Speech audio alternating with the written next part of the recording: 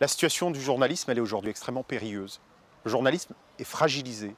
Il est fragilisé du fait des attaques institutionnelles, d'États, de prédateurs de la liberté de la presse, qui mettent les journalistes en détention, qui parfois les font disparaître, qui mettent en œuvre des lois attentatoires à la liberté de la presse, mais aussi du fait d'une croissance de la haine contre les journalistes, de la montée en puissance de groupes mafieux, qui veulent dissuader les journalistes de mener des enquêtes sur l'évasion fiscale, sur la corruption.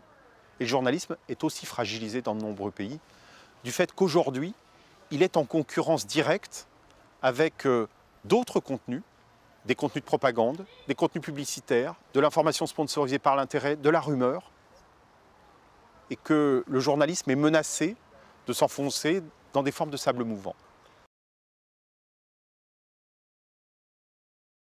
Chaque année, entre 60 et 90 journalistes sont tués dans l'exercice professionnel ou en raison de leurs activités professionnelles.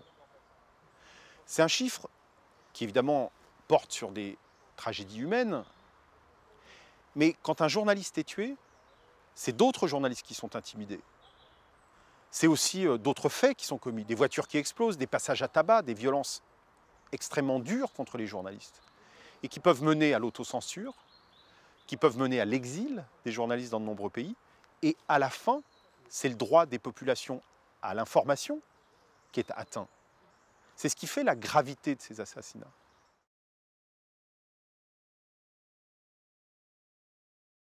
Les grands États prédateurs, c'est ceux qui, sur la carte de la liberté de la presse, que nous publions à Reporters sans frontières avec notre classement mondial de la liberté de la presse, sont en noir. C'est des pays, par exemple d'Asie, comme la Chine ou le Vietnam. C'est des pays d'Afrique, en Érythrée, où des journalistes sont en détention depuis 2001 et dont parfois on est sans nouvelles, qui ont été détenus dans des conditions absolument horribles et où certains ont perdu la vie. Les prédateurs de la liberté de la presse, ce sont aussi aujourd'hui des États dans des pays qu'on croyait démocratiques, mais qui ont basculé. En Turquie, par exemple. La Turquie, c'était une démocratie. Aujourd'hui, c'est devenu très clairement un État dont les élections sont devenues une forme de fiction, non pas parce qu'elles n'ont pas lieu, mais parce que les Turcs sont empêchés d'avoir accès à une information indépendante. Les journalistes turcs, ils ont été placés en détention. Les télévisions qui n'étaient pas alignées sur le régime pouvaient voir leur signal satellitaire coupé en direct, et donc fin de la transmission. Des procédures judiciaires abusives étaient menées, et aussi des oligarques proches du président turc Erdogan ont racheté des médias. Il ne reste presque plus aujourd'hui en Turquie de médias indépendants qui ne portent pas les vues du régime. L'information, c'est un droit de l'homme, puisqu'il a été édicté dans la Déclaration universelle des droits de l'homme, adoptée en 1948. Ça fait 70 ans. L'article 19 sur la liberté d'expression et d'opinion. Et ces deux libertés sont notamment fondées sur le droit de recevoir, de répandre des informations et des idées sans considération de frontières.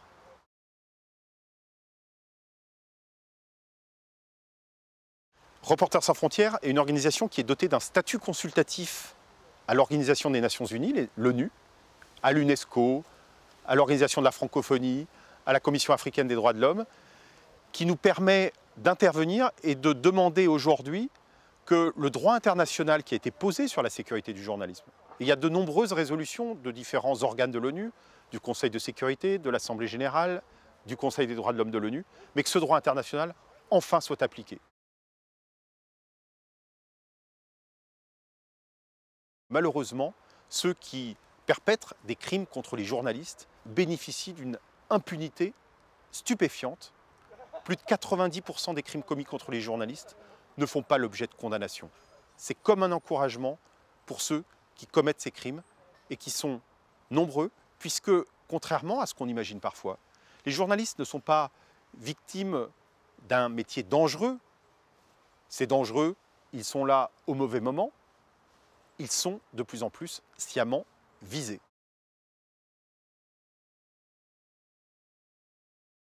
L'enjeu de l'information aujourd'hui, dans un contexte où l'équilibre global est totalement bouleversé, où l'écosystème de l'information a radicalement changé, c'est comment parvient-on à distinguer et à promouvoir ce que sont les idéaux du journalisme, l'indépendance, la transparence, le respect des méthodes journalistiques, la mise en œuvre des principes déontologiques, par rapport à d'autres expressions, parfois extrêmement légitimes, mais qui ne font pas l'objet de ces procédures d'établissement de la vérité. Et aujourd'hui sont en concurrence directe sur les plateformes des contenus qui n'ont rien à voir. Les grandes distinctions sur lesquelles étaient fondées les garanties démocratiques sur l'information et la liberté d'opinion, les distinctions entre l'espace public et l'espace privé, entre les espaces publics nationaux avec leurs équilibres juridiques internes, entre les types de médias, la télévision, la radio, entre les contenus, le journalisme, la publicité, et même entre les machines et les hommes, toutes ces distinctions sont de plus en plus balayées. Et donc les garanties démocratiques sur l'information et la liberté d'opinion établies au cours de l'histoire n'ont plus d'assises, n'ont plus d'applicabilité. Nous devons aujourd'hui reconstruire un système de principes et de garanties pour l'information et la liberté d'opinion à l'ère de la digitalisation et de la mondialisation de l'information.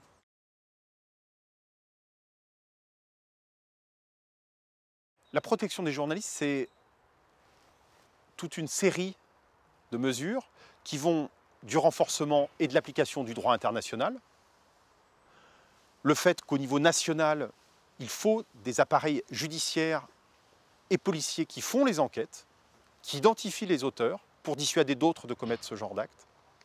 C'est aussi une protection, je dirais, plus politique. C'est lutter contre ceux qui prodiguent des discours de haine contre les journalistes. Et c'est évidemment pour les journalistes de manière beaucoup plus concrète, des outils pour la sécurité physique, des casques, des gilets pare-balles. Reporters sans frontières travaille sur ces questions. Et c'est aussi de plus en plus des outils et des méthodes pour la sécurité numérique. Parce que lorsque vos communications sont vulnérables, alors c'est vos sources qui peuvent être identifiées ou c'est le lieu où vous vous trouvez. Et nous avons constaté de manière évidente que dans un grand nombre de cas, des journalistes avaient été ciblés parce que leur communication ou leurs données sur leurs appareils technologiques avaient été percées et que ça avait permis de les atteindre. La protection des sources des journalistes, c'est un enjeu essentiel en fait pour la protection des droits des citoyens. Pourquoi? Parce que s'il n'y avait pas de protection du secret des sources, de droit au secret des sources, alors ça veut dire que les sources n'oseraient plus divulguer aux journalistes des informations non officielles, non admises par la police, le gouvernement, etc. Et donc, on arriverait à une forme d'expression qui serait une expression simplement autorisée, où ne seraient divulguées que des informations officielles et où les versions officielles ne seraient pas remises en cause. D'où l'importance de sécuriser le secret des sources.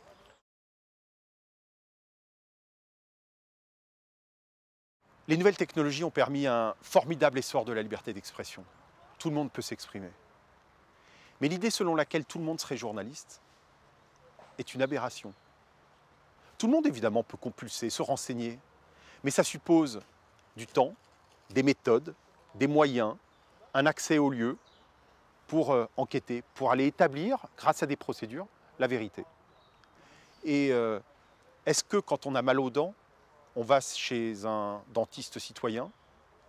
Sans doute que, s'agissant du journalisme, il faut faire attention à ce que le journalisme soit exercé par des gens qui utilisent des méthodes qui n'ont pas nécessairement de statut de journaliste. La question n'est pas le statut. Le journaliste, c'est une fonction sociale, mais qui doit être assurée et défendue sans considérer qu'il suffit de donner son opinion sur un réseau social pour qu'on ait fait du journalisme.